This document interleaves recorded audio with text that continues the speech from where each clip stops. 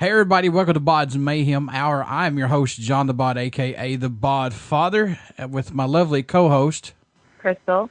As always, we are bringing you guys awesome interviews, and today it is an honor and privilege to have Mr. Paul Taylor on the show.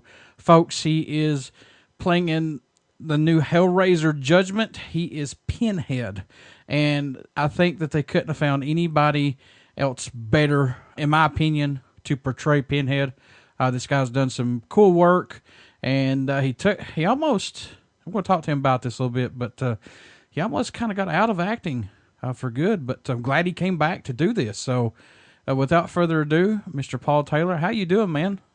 I'm doing great. How are you, John? Doing awesome. Glad to have you on here, man. You too. And hi, Krystal. Hi. Yeah, it's an honor to be here. Trust me, it's a trip with her on here every time. So she's on this magic carpet ride that I'm not on for some reason. See? I don't know what that is, but I guess that means that you're happy all the time. I don't know what that means. So. Yeah. I am a happy lady. Yeah. Good. Anyway. You gotta be. You grew up watching your dad in community theater and eventually began to perform yourself. How much do you feel like this influenced you to pursue an acting career? I think it influenced me tremendously. I mean, I sort of got mixed messages when I was a kid because, choosing acting as a career is not exactly the most practical thing to do. But at the same time, I was getting encouragement because there wasn't a whole lot I was really good at because there wasn't really a whole lot I was interested in as a child. The biggest thing I was interested in was being on stage. And so being able to feel passionate about something, and then the feedback I got from my parents, especially my dad, not to sound too psycho, like I had an unpleasant childhood, because I didn't at all, but because I had a great childhood. But when I could make my father laugh, and when I could make my family laugh in a good way, not laughing at me, but laughing with me, so it's kind of a strange person. That to me, that was love in a way. It had a huge influence on me. I think maybe a lot of actors could say that. You grow up to be kind of a misfit, and then you find this thing you can do, where you pretend to be other people, or where you just are a goofball on stage, or scary, or whatever it happens to be, and you have this sort of appreciation from other people, and that can fill some voids for people, And I just sort of have been lucky enough to get to do it for my entire life. I guess I got enough talent to be able to do it. I mean, I that's not to sound egotistical. It's just a fact that if somebody sticks with something for their entire life and yet never gets any work, perhaps they've chosen the wrong field, But if someone happens to have some talent, and then with that, the stubbornness that goes with being an actor and never giving up and never wanting to do anything else, or feeling incapable of doing anything else, then I think that really answers the question. I mean, that's what I got from it. It was a sense of fulfillment from my dad. He showed it to me. His dad was in vaudeville. So I'd see my dad doing, for instance, Felix Unger and The Odd Couple at the Hutchinson Community Theater in Hutchinson, Kansas. I just sort of took to it. I think it's in my blood. So I was predisposed to be an actor, I think. When your agent sent you an email to make an audition tape for a mysterious role, what was going through your mind, and did you ever think it would be to play as Pinhead, man? Well, the first email I got from my agent was from the casting director, who wanted to put me and a few other actors from my agency on tape. Actually, he was coming down to Dallas to put us on tape, and I was on the list to read for the role of the auditor, and I read it, and the movie at the time was only called Judgment. It wasn't Hellraiser Judgment, it was The Secret. So, but I read, in the audition side, I read the first line that the auditor had, and I think it might be his first line in the movie. And I instantly knew it was a Hellraiser movie, just because I know that language, you know. I know when you're talking about an experience and you're talking about show you sights you've never seen before, all that stuff. I'm like, this is a Hellraiser movie. So I read the scripts, I read the sides for that, and I instantly know it's a Hellraiser movie. I'm very excited, and I think, well, okay, so they're shooting a Hellraiser film in Oklahoma City. That's really cool, and I can nail this role because it was kind of a perfect little evil, dweeby, kind of a clerical type, but completely twisted. This kind of character, and I thought I can do this with my hands tied behind my back.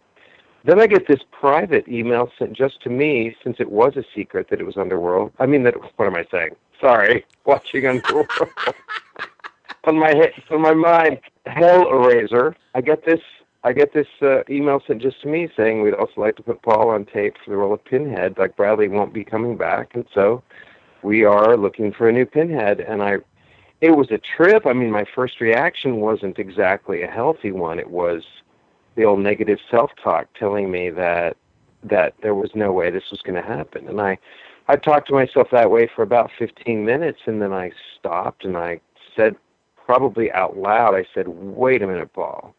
What have you been trying to manifest in your life for the last several months? Because I've gotten a really good therapist, and you know, therapy is good if you have the right guy, and he can really help you get on with your life and fulfill your dreams. Life is too short not to at least try, you know, and to have wild dreams and go for them. So I've been trying to manifest, you know, more film work. That's basically what I was after. And so this role comes, and after getting over that first 15 minutes, I just decided that I had 4 days to learn the sides before I was going to be put on tape, and that this was going to be the finest film audition I'd ever done in my life. And I went in there, and I nailed it. Apparently, I nailed it because I got the part. Yeah. And it was so exciting just to audition for it, because this casting director, who I already have a really good relationship with, and who has cast me over the years in several things, the job of an actor really is to audition well. That's our job. And then the other part of the job is, after you get the job, then you do your work as an actor in film, whatever it happens to be. If you're in rehearsals for a play or whatever it is, you do your work. You use your process, whatever process you happen to use as an actor. So yeah, I got the job. That was yet another hurdle that just felt like I feel like we can really fulfill our potential if we can just get out of our own heads and stop telling ourselves that we can't, stop listening to the little voices telling us that we're not good enough, we're not smart enough, or whatever. And it may sound very new agey, but it's not really. It's actually a very, very, very old way of thinking about how the universe works, you know. So anyway. Let me throw this in right fast, if you don't mind. Are you shocked that Doug Bradley has not taken on these roles in the past couple of Hellraiser movies, man? Or are you kind of seeing it, kind of figure he wouldn't, or what's your take on it? I'm not really shocked. You know, it's taken me, I mean, I filmed the role a year ago. And I've had a lot of time from when the movie first was leaked that it was a Hellworld. So it was, sorry, I still got, okay, now I got the title of the Hellraiser movie and Underworld in my head, so I'm going to call it Hellworld. Hello World. Hellraiser. You know, I've had a lot of time to think about it. I've had some communications with people who know Doug, and with the people who have their sides of the story, and I'm really not all that shocked now that I've come to some of my own revelations recently, to use the title of the last Hellraiser movie. I think that, you know, Doug did eight of these films, and the first 4 were theatrical releases. Then the next 4 were direct-to-video, and they weren't necessarily Hellraiser scripts, but they were turned into Hellraiser movies, and they were a paycheck. I don't fault Doug for making a decision like that. In his situation, I probably would have done the same thing. It's like, yes, I will take that money. But I think that the time has come. I think the time finally came, and so the story goes, he did read the script to Revelations. I don't know if it's true or not. I have no idea, because I don't know what the size of these stories, what the truth is. But he decided not to do it. Now, that may have had something to do with money.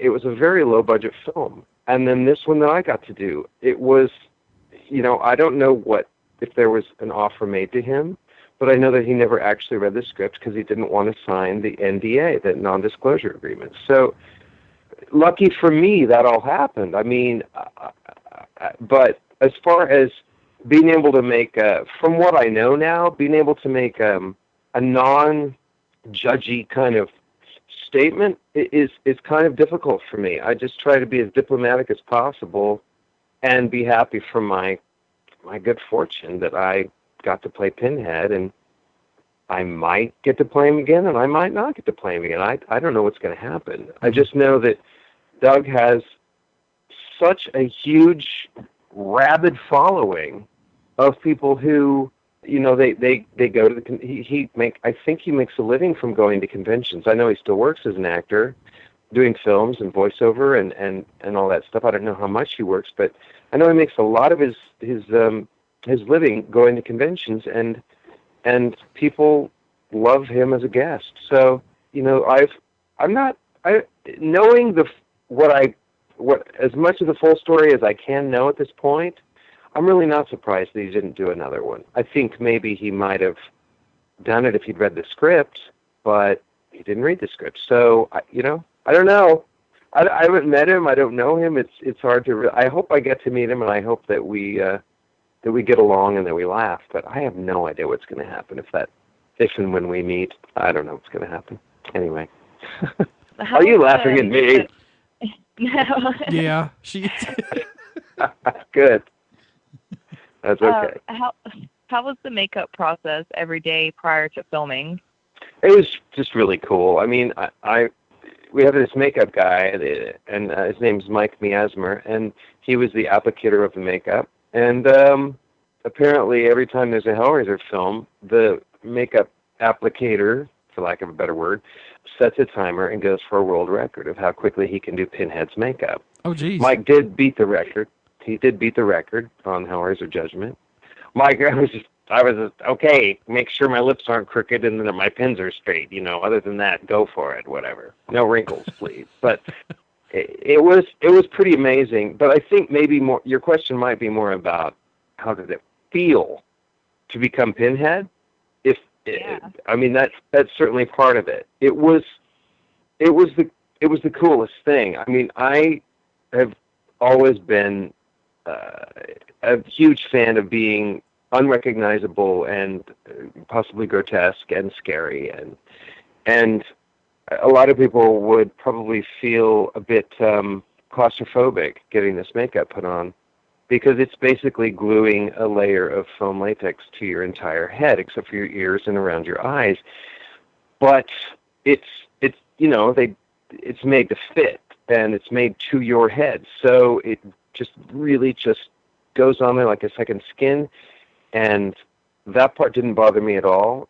And then when I saw it actually being fitted on me, of course, I don't see well, and I wasn't wearing contact lenses because I was going to have to wear other contacts later. So I take my glasses off, put the makeup on. I can barely see what he's doing, which, I don't know if that was good or bad. I guess it's neutral. But he would complete a certain level, and then he'd they'd stop the timer, and he'd go out and smoke a cigarette, and then I could get close to the mirror and start looking at it, and just in awe.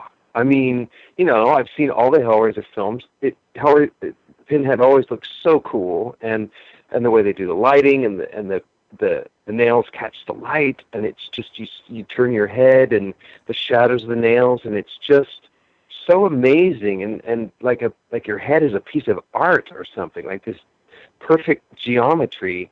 And this particular Pinhead makeup for Judgment was a little more dead flesh looking. It wasn't clean. It wasn't extremely pale. I mean, it's pale, of course, because it's dead skin basically that's still living somehow. But it just was grimy and looked so real. It was just crazy. It was just wild.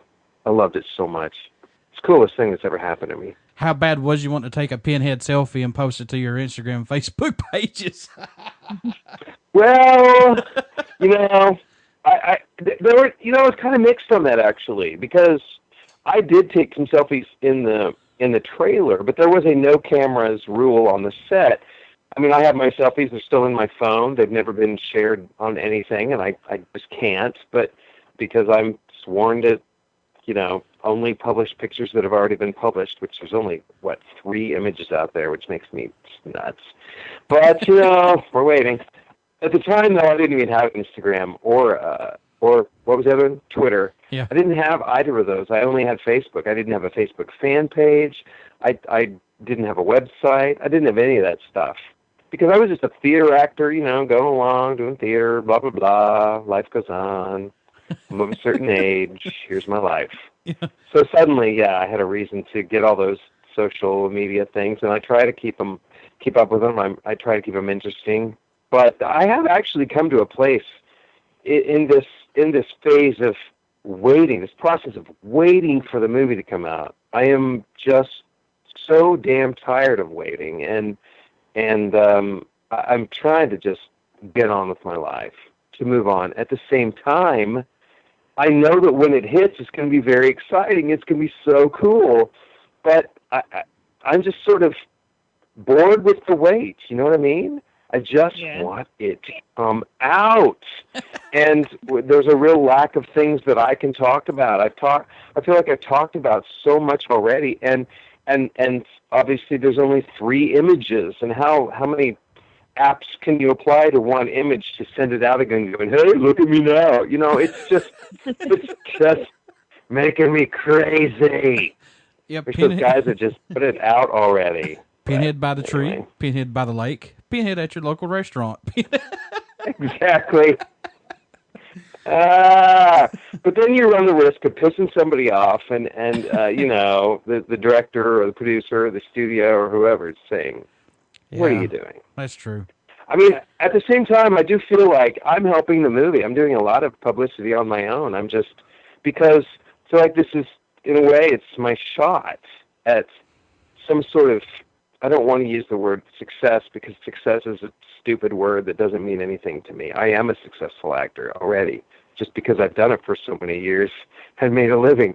You know, the celebrity, whatever comes with it, this is my shot at maybe being a bit of a more famous actor who might be able to get work in film more easily. I mean, that's really what it comes down to. So that's why I'm doing it, but at the same time, I really do think it's probably helping the brand, it's helping the franchise, it's keeping people interested, it's getting people interested again, because a lot of people are so over the Hellraiser franchise because it's not the healthiest one in the world, but it has so much potential to be rebuilt again, to introduce new audiences to this crazy Clive Barker world, you know. And so, anyway, yeah, I wanted to publish some pictures, and then, but it was a huge secret still. But it was my first day of shooting that Heather Langenkamp, who has a role in the film, leaked to someone who was interviewing her that she was in the next Hellraiser film, and suddenly, boom! I arrive in the city where we're going to shoot, and now there's stories on the internet. There's a new Hellraiser film. Is Doug Bradley in it? No, he's not. There's the guy. We're not going to tell you. All this stuff. I'm like, I just want to work on the film. Yeah. I just want to do my job. But anyway, it was a long time ago. That's a year ago. Over a year ago. Now, you worked on some films such as Sin City, Super, and Soul Man, but how much happier did playing Pinhead in Hellraiser Judgment bring your acting out more? Did it actually bring your acting out more in this movie, you think? Yeah, well, it's a larger role. I've never had, and also the credit, the credit itself that's going to be, you know, on the film, my name on there at the beginning of the film. I've done some smaller things that are some small independent Dallas-based films where my name is in the credits before the movie really gets going, and that's really exciting to see your name in the opening credits. So the opening credits thing is very cool, and it's a larger role. I mean, it's the largest role I've ever played. The fact that it's already got some. I mean, a friend of mine texted me about a year ago and said, "Congratulations on your instant cult status." So there's that. I mean, I've never done a film before that got me that kind of thought or that kind of remark. I thought, wow, it's very, very weird. It's very weird, but I do have a really big scene at the end of the film, probably 20 minutes, much like the first and second movies, where Pinhead really doesn't show up all that much, just in these small scenes because he's not the main character, and he never was except in the third film. So yeah, I've had to. A lot of the films I've done before have just been small roles where, yes, I did get a character. I knew his backstory. I knew what I was doing. It was either a comedy or it was, I've done a couple horror films as well. But I feel like my acting has come around, my film acting specifically, because it is different than theater in your process, in your focus, in what you actually have to do for the camera. I feel like the role itself just required me to go deeper, and I wanted to do nothing more than to work on the part before we ever started filming, because you don't get a lot of rehearsal. So yeah, I think that this has been my biggest challenge as far as film work goes, definitely. Was there any particular scene you took part in that disturbed or even scared you? Not really disturbed or scared, because I'm just such a Halloween loving horror freak anyway that if we could have the Halloween all year long, I'd be so happy. Living in that world, it comforts me in a way. It doesn't scare me. There was a scene where one of the actresses in the film was extremely upset because of what was happening to her character and the special effects makeup she was wearing at the time. And it involved, it's a Hellraiser film. Mm-hmm. It might or might not have involved hooks on chains. So, but yeah, she was standing there and we were about to shoot, and she just said, "I'm just so upset that this is happening."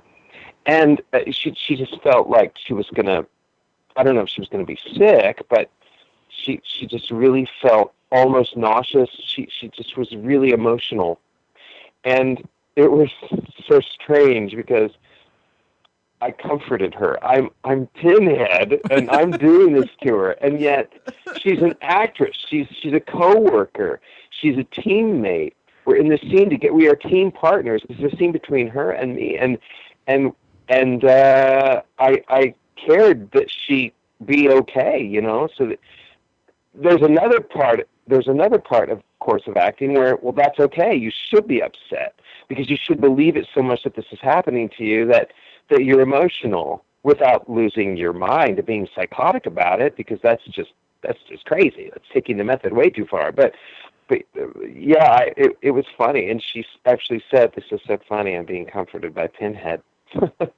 but no, I loved it. I love the gore. I love the. I'm not a huge gore fan in films if it's unnecessary. But sometimes violence can be so beautiful, and it's just done so beautifully that I really like it. And or like the blood pouring in out of the elevator in The Shining and stuff like that. It's just these images that are shocking but so beautiful.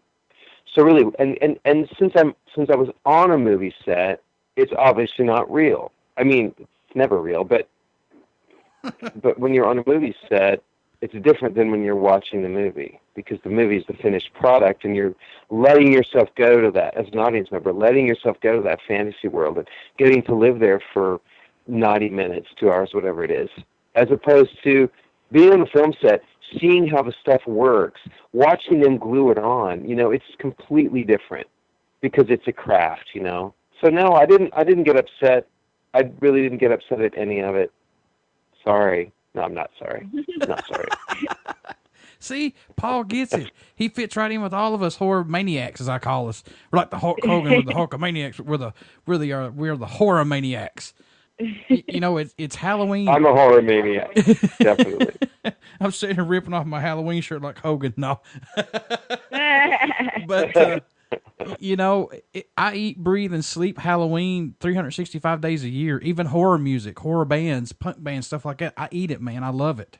Yeah, Yeah, I like horror horror soundtracks too. I'll just put on Yes, a horror sir. soundtrack and just clean the house or whatever I'm doing.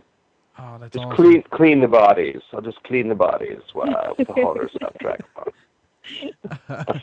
I love this stuff. I could do it every single day with Halloween stuff. But I know. Why can't there be more good horror films? I mean, I know some people love bad horror films. Some people just love them. I have a friend at work who he is always talking about this horrible horror film he just saw. And he watches it for different reasons than I watch horror. I want to be scared. Or I want to be titillated. Or I want to be just thrilled. You know, that's why I love that's one of the reasons I love underworld films so much, because of the look of them. They're so beautiful. You got this black and all the blue lighting, and it's winter all the time. It's just and the shiny latex and leather that they wear. It's a bit like Hellraiser. And my favorite lighting for Hellraiser films, I love it when Pinhead is lit in blue. It just, I don't know, it just does something that is so cold and so otherworldly. I would say the same thing about my friend Morgana Shaw, who played in the third season of Salem. She's a dear friend of mine, and the show Salem shot in just a shout out to Morgana for no reason whatsoever except that I love her. She was in the third season of Salem. She was always in she was also in the first season of Salem, but in this third season she played the witch with the white hair, she just came out of nowhere. She was a witch from the woods and was just fabulous, and you could tell every time it was one of her scenes because of the lighting. It was she had this white hair and everything was lit in blue, and it was just so cool. I don't know if that's maybe blue is a comforting color. I'm not, or if it's just I love winter. I don't know what it is. It's very strange. I totally went off there, but no, I get what you're talking about, because I remember the original Batman movie that came out that had Jack Nicklaus in it, and oh crap, I can't think of the guy. You know, the darkness to that was like, okay, now it puts you in mind you're actually in the city. You know what I'm talking about? It puts you in mind of like you're there in the movie. Yeah. This is blue tinge to everything. It's wild. I don't know what it is.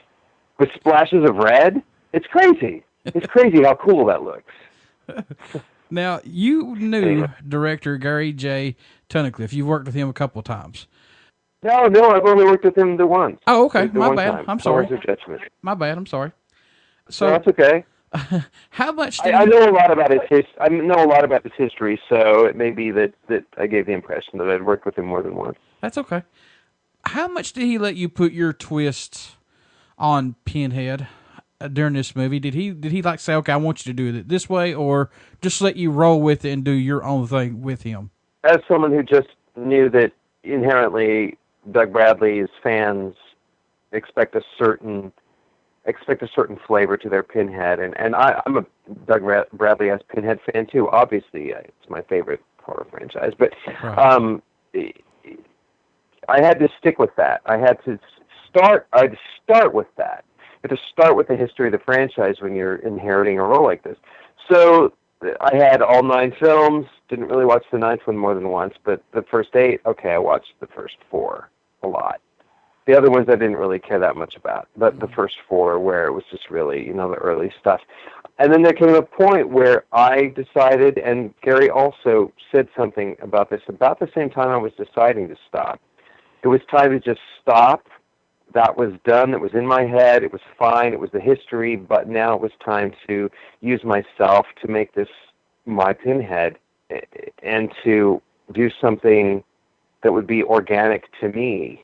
So that's what I started working on, watching it wasn't just about watching movies, but that was part of it. So I started watching movies that had really classic, cold, soulless villains, like Ralph Fiennes in Schindler's List, for example, or like Anthony Hopkins, of course, in Silence of the Lambs, and there's so many. Of course, the list goes on and on and on and on. What's really interesting, though, about all of that is it goes back to classic horror, because when I was in LA getting my head cast done, Gary was talking to me about the role and about what he saw in me, and he did at that point, and this is just stuck. It has just stuck with his description of me and with what other people have been saying. This is what Gary said, this is what Paul will be like. I don't know, because I don't know. I just know it's me. But so there was a Peter Cushing sort of presence about me or something like that. And he showed me a scene from Star Wars, the first Star Wars, where Peter Cushing's character is, I'm sorry, I'm bad with character names, but Peter Cushing's character, many will know, has Princess Leia, I do know her name, on the Death Star. I think they're on the Death Star. So yeah, it's been a while since I've seen Star Wars. Okay, they're in a place, and they're looking at two different planets, and he's saying, okay, you choose which one that I'm going to destroy, or you give me this information that I want. So she gives him the information, I think, but he goes ahead and he destroys the planet anyway, and or she doesn't give it to him, and anyway, I'm getting so convoluted. It's that point where he's just destroyed a planet, and she says, no, to the window, and he just very simply says, you're far too trusting. And Gary said, that's it right there, those 4 words. Just the way Peter Cushing says that. You're far too trusting. He just throws it away. It's completely cold. He's just destroyed. He's just killed millions of people, or hundreds of thousands, or whatever it is, and it's just he doesn't care. And so that was a good place to start, just from this very simple place. Because with Hellraiser, if you're playing Pinhead, it has to be simple. When you look like that, it has to be simple. You're terrifying. Doug Bradley was always very clear and clean about his choices, about when he would turn his head, about how he would say a line. It was just clean. He didn't overact it. He just said the words, and he meant them. Hellraiser Revelations did not have that as much. There was definitely a coldness and a monster feel to the Pinhead in Hellraiser Revelations, but it wasn't simple. It wasn't as menacing, because Pinhead has all the power, He doesn't have to go outside of himself to act scary. He's already terrifying, and people are already looking at him because of that. So you do the smallest thing, and it's threatening. So I mostly just focused on making everything as simple and dark and internal as possible. And the script also called for that. It was not a script where Pinhead goes outside of himself and is actually laughing and enjoying himself, saying pithy lines like, do I look like someone who cares what God thinks? And destroying churches and plunging things through doing the anyway, all that religious imagery, which is fabulous, but this is not hell on earth. This is completely different from that. Right. Yeah. How did you get into the right mindset to play a character as sadistic as Pinhead? Well, it's kind of strange, because I'm not a cruel person, and so I think that pretending to... Oh, Charlie, my cat is telling me he's still hungry. No, go away. I'm sorry, I'm not a cruel person. I say I'm not a cruel person, and I tell my cat to go away. Okay. Anyway, I already said it. I'm on an interview. Pinhead doesn't have cats. Anyway, I don't know that I was in the mindset so much as just I just enjoyed what I was doing. It's not like I had to go somewhere psycho to be psycho. It's because, when it comes right down to it, it's just acting. I thought, before this interview started, I thought, I could just make something up. I could just say, Well, I went to a lot of S&M bars, and I put hooks in people, and it was great. And it really got me in touch with the bloodlust that Pinhead had. But, it's just, I'm so not that person, but I just, like many horror fans, just love visiting that place, visiting those scary places. So, I mean, we all have a darkness to us, and we can all touch it. It just depends on our life situation. I think a lot of people lose their minds and kill people because of their life situation. And if I were in their same life situation, I might be doing the same thing. I mean, there was a point in my life where I was near suicidal because of my life situation. But because my life situation when I got this part was fantastic, I had to just rely on inventing the history and the reasons, an actor and his process. It's all very personal. It can be very boring to hear about. So I won't talk about my process as an actor, because it's different for every role. But and sometimes it's completely external, like when I'm just playing a goofy grasshopper, or when I'm playing a Jew who's hiding in the attic of a warehouse so that he won't be killed in Auschwitz. It's so many different things. But with Pinhead, there's such a glee about him anyway that it was kind of like going back to being 12 years old again, except as an adult actor, knowing what I'm doing, knowing I can't actually be 12, but that same glee I get from knowing I look so terrifying and just living it, just living in it, just being it. So I don't know if that answers your question really, because it's more about it's not becoming it, it's being it. It's just suddenly you just look at yourself and go, this is who I am. I don't have to do anything in my head because this is just who I am. And that demeanor you have to maintain on a set anyway, just because you are only part of the process. When you're not acting, when they haven't called action, or when they've called action, when they've called cut, yes, you're doing this. But when that's not happening, you're just sitting and maintaining, and ready to go on. It was a very quiet place. I just put myself in a really quiet place. I didn't want to talk to anyone else. I just wanted to be Pinhead. One of my scenes is a very quiet solo scene where I'm basically doing nothing but sitting and listening. And I think that might have been my favorite thing to film of all of it. There was no activity. There was just the camera watching me listen. And it was just, there's something to that. And you don't see that in Hellraiser movies. I don't think I've ever seen that.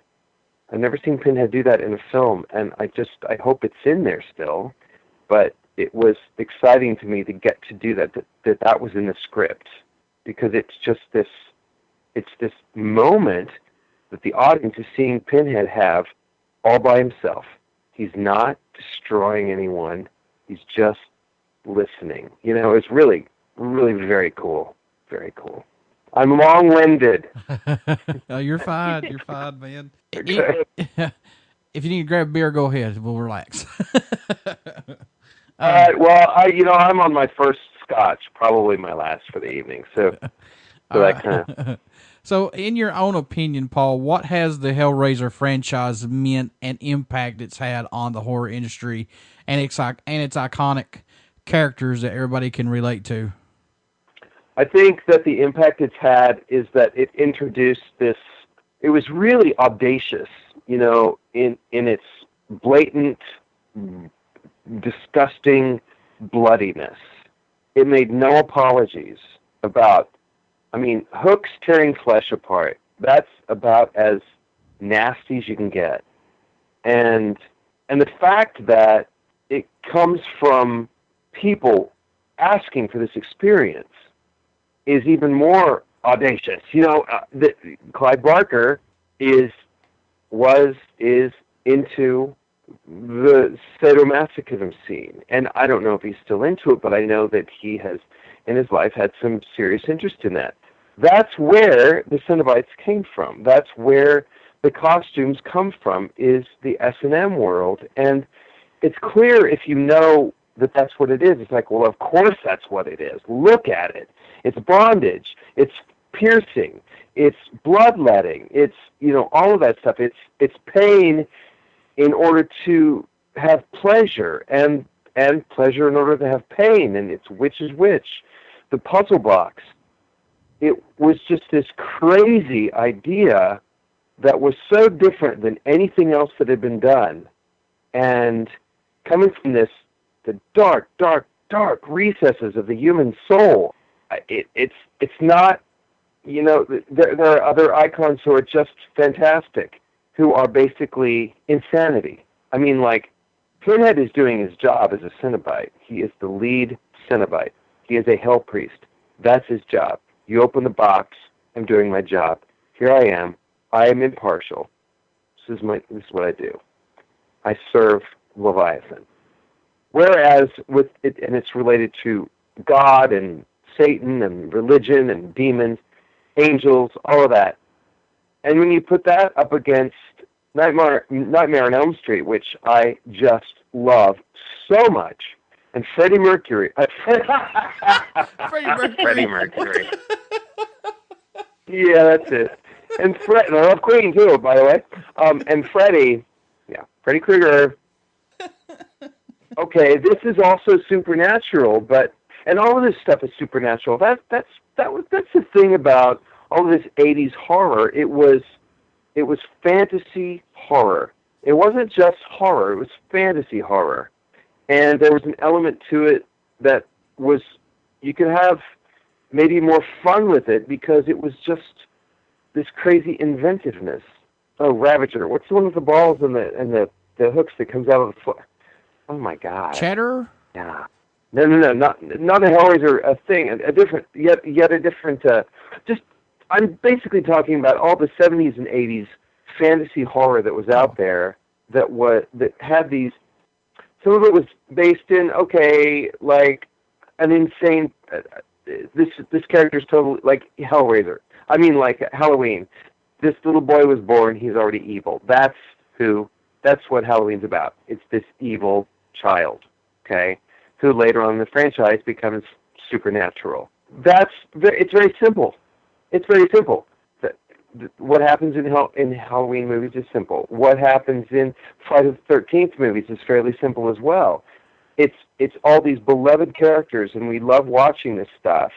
But then Hellraiser comes along and just changes that stuff. It just changes it by saying, no, we're going to do some really grown-up fantasy stuff that people don't talk about. We don't, this is a world that Clive Barker knew that most of the population had no idea existed. I'm talking about the S&M world.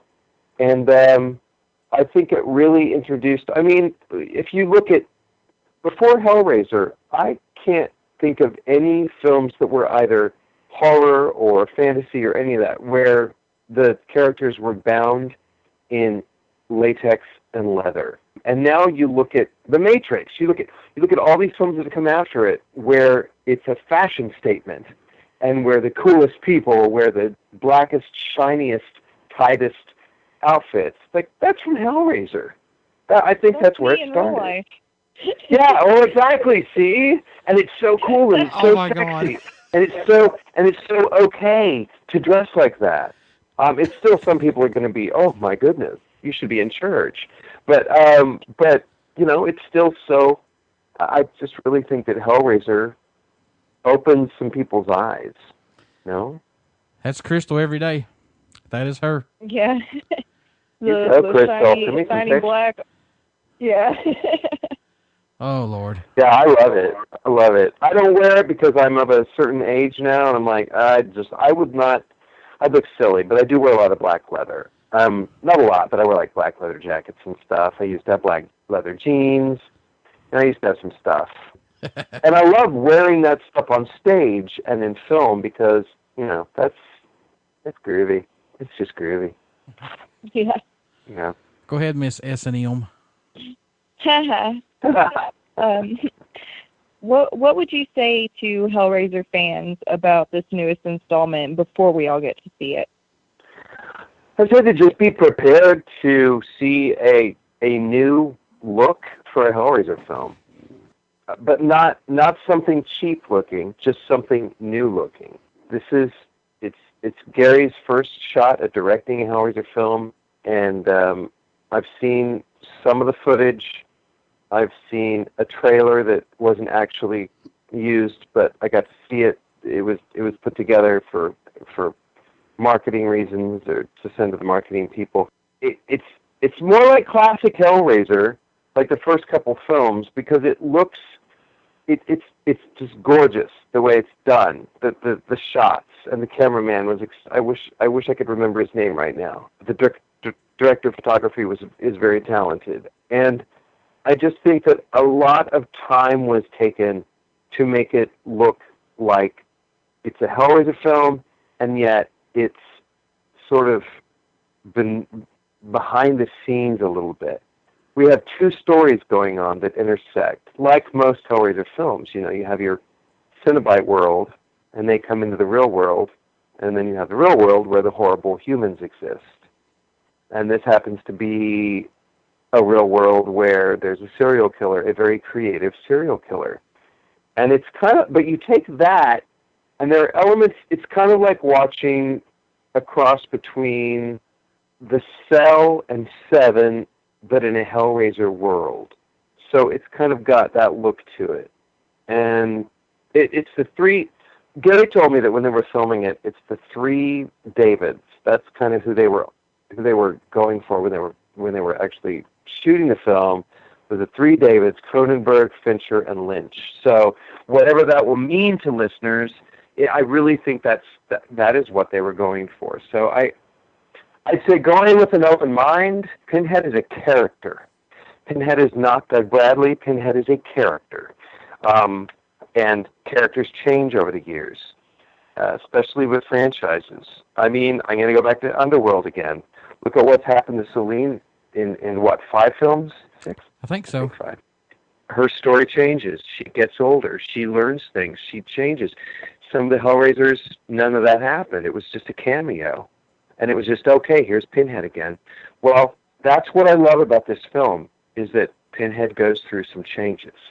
So I think that alone should be enough to get people, curious enough to give it a chance. And I hope that, of course hope that new audiences who've never seen a Hellraiser film before see it and dig it. So, I don't know. Okay, here's my $1 million question. I'm a huge Pinhead Cenobite fan, of course, because that's what draws you to the movie. So I know in the original we had the Chatter, we had the female, and plus we had Butterball. Yeah. So are we going to have any new Cenobites? Because I saw one that leaked that was called the Butcher, if that's true or not. Will we have any more, maybe, new ones? Well, the thing about this is I'm not exactly sure because of this new sort of, okay, sorry, just discovered something on the floor. It reminded me of Hellraiser, actually. Thanks, Charlie. My cat is a demon. I can tell you that because of this new world, sort of this new behind the scenes of hell thing that's going on with the film, I'm not sure if these new characters are Cenobites or not. They exist in the same world, but I'm not sure they went through the same kind of changes that Pinhead and female Cenobite and Chatterer and Butterball went through. My feeling is that they did not. That these are not new Cenobites. They are new characters, but they're not new Cenobites. Chatterer is in this movie, and so are the Stitch twins, who I believe I'm not sure what their first film was. I think the Stitch twins, 2 females. I think their first one was the 5th movie. I'm not sure. Maybe not. So the Butcher, not so sure. I just prefer to call these new characters part of the process, sort of part of the process, the processing of souls. It's kind of like Office Space, but not a comedy. They are responsible for working with the bodies and processing the souls. So I know that doesn't really answer your question, but I'm not sure of the answer. No, that's fine. That's it was totally fine. never really clear to me exactly. And to me, they don't really look like Cenobites. Yeah, that's what I was kind of thinking when I saw the picture. I was like, that kind of just looks something out of like Texas Chainsaw Massacre or something. I don't think they are Cenobites. I think they are. Let's say they're the office workers. They're not on the same level as the classic Cenobites. Right. They're of a different. Like this new character, the Auditor, who's the main character in the film and is so cool looking, and he's not a Cenobite. My understanding is he's not a Cenobite. He works with the Cenobites, you know? Now he may be alive and he may be living dead. I'm not sure. I think he's alive. You know, it's weird. It's Hellraiser. It's fantasy. It's I don't really have the answers. You'd have to talk to Gary about that. You'd have to talk to Gary, and I don't know if you can get an interview with him or not. I mean, he lives in Romania now. Oh, geez. So. Wow. Way to go, Krystal. You ran him off. I did not. No, she did not. No, he sold his business and moved to Romania. There you go. What's your favorite horror movie franchise or horror character? My favorite, I actually have two favorites. For a long time, I've just said that my favorite horror film is The Shining because I really do just love it so much. But seriously, Carrie is, maybe it's just I'm a Stephen King freak, I don't know, but the original movie of Carrie is so good. It's so well acted. And, both of those women were nominated for Academy Awards. It's just so horrifying and touches and has an effect on so many people because it's not just, it's about something. It's about being an outsider. The Shining, yes, I have so many T-shirts from The Shining, it's ridiculous. But as far as a franchise goes, I'm not sure what my favorite horror franchise is. I've been talking about Underworld a lot just because I recently saw the latest one, and I do own all of those. I do love the Underworld movies. Maybe I'm as much into fantasy as I am into horror, I think. I'd like to say Hellraiser, but really, it's not my favorite franchise as far as horror goes because some of the movies I just haven't really thought lived up to the potential of the first few. But Underworld has never disappointed me. So I guess I'd say Underworld. I don't know. You're putting me on the spot. I'm not real sure. But I think Underworld. Paul, I want to thank you for taking time out to do this interview with us. It really, my pleasure. It truly means the world to me as a horror fan, what you guys are doing to keep Hellraiser series going. And I'm just going to say this right now. I hope it is nothing like the Nightmare on Elm Street one that came out. Oh, my God. Oh, that was bad. I don't know. I don't know which one that is. Do you mean the one that Robert Englund didn't do, you mean? Right, the one that they remade, yeah, that one that had the new Freddy guy in it. And I was like, no. Yeah, Jack Earl Haley is a very fine actor. I think he's extremely talented. Yeah. Just that I guess just not a good fit. Possibly if it hadn't already been a franchise and that movie had come out, people would have thought he was terrific because they wouldn't have been comparing him to Robert Englund. But, I've been meaning to watch it again. I saw it once, and I want to watch it again and just try to watch it with an open mind and just see, was he really good in it? Did the makeup help him? Was the script good? I'm not sure. I'm going to go back and watch it again. But I feel you. I also came away from it disappointed. So I hope that doesn't happen with Hellraiser Judgment. I just don't know. I just don't know what's going to happen. I have high hopes for it. And from what I've seen, I think it's going to be a fun ride. So do we, man. We're anxiously looking forward to this. Do you know when it possibly may come out this year at all? Maybe? No, I just have a maybe. A maybe is a Halloween release. Oh, okay. But they haven't named. They have not They have not given us the date, and Huh. that is at this point just really annoying to me.